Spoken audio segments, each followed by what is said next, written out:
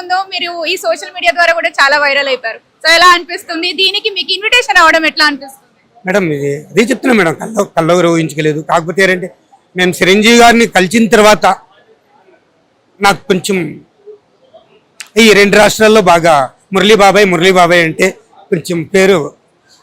ఏమంటే మా దేవుడినే కలిశాను కదా, 2 గంటల సేపు కూర్చోబెట్టి మాట్లాడి కాఫీ తాగి భోజనాలు చేసి నా యొక్క మంచి ఎలా అని అంతా మాట్లాడారు. ఆయన మాట్లాడుతుంటే నాకు ఏం ఏం మాట్లాడాలో నాకు అర్థం కావట్లేదు. ఏడుస్తుంటారు, ఎందుకు ఏడుస్తున్నారు? ఏడవద్దండి, ఏం చెప్పండి. లేదు సార్, మీరు లేనిది నేను లేను, మీరు లేనిది లేను, మీ స్ఫూర్తి. ఈరోజు నేను ఇంత పేరు రావడానికి కారణం మా మెగాస్టార్ గారు. ఆయన వల్ల నేను ఇంత పేరు తెచ్చుకున్నాను.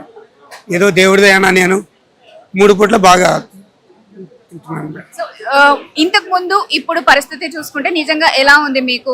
అంటే మీరు కూడా ఒక సెలబ్రిటీ అయిపోయారు, జూనియర్ మెగాస్టార్ అని ఒక పేరు వచ్చేసింది, చాలా చక్కగా డాన్స్ చేస్తారు. సో ఈ జనాల ముఖ్యంగా మెగా అభిమానుల అభిమానం మీ మీద కూడా ఖచ్చితంగా ఉంటది కాబట్టి ఏమనిపిస్తుంది మీకు ఇదంతా చూస్తుంటే? చాలా సంతోషం అనిపిస్తుంది మేడం. ఈ జీవితం నాకు ఇంకా చాలరా అనిపిస్తుంది.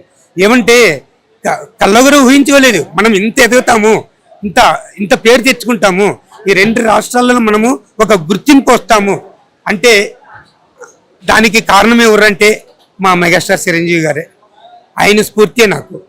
ఆయన వల్ల నేను ఇంత పేరు రావడానికి చిన్నప్పటి నుండి నేను డ్యాన్స్ చేస్తున్నాను.